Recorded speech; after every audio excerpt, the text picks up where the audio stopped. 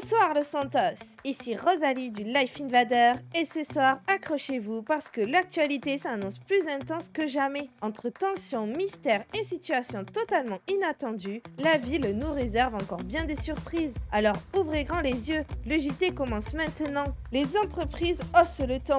Entre problèmes de TPE au point de devoir se les prêter entre commerces et des ouvertures bloquées, la frustration grandit. Certaines dénoncent un manque de soutien de la mairie alors qu'elles sont essentielles à l'économie de la ville. Un ras-le-bol qui pourrait bien faire du bruit dans les prochains jours.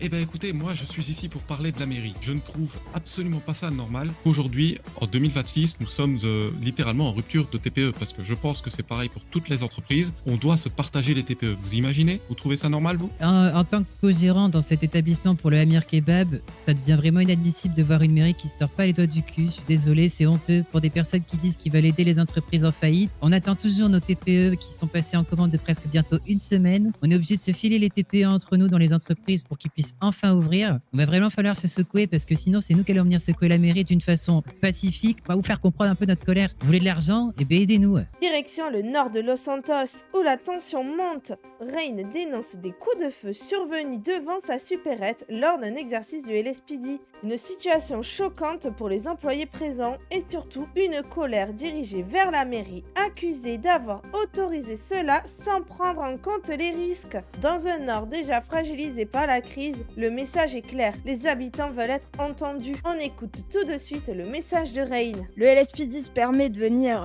faire des exercices dans une zone qui est censée être abandonnée mais qui est peuplée. Et moi j'ai une supérette là-bas, je travaille. Très peu de clients déjà, c'est assez difficile. J'ai contacté directement le LSPD et effectivement ils étaient en train de faire un exercice. Et quand je leur ai dit que on était à peine à 100 mètres et que là c'était impossible pour nous de sortir parce que on risque de se prendre des balles perdues. Donc on est resté bloqués pendant un petit moment en attendant qu'ils finissent et ils nous ont gentiment dit que on devait pas les faire chier parce que la mairie les avait autorisés et que ils s'en foutaient en fait.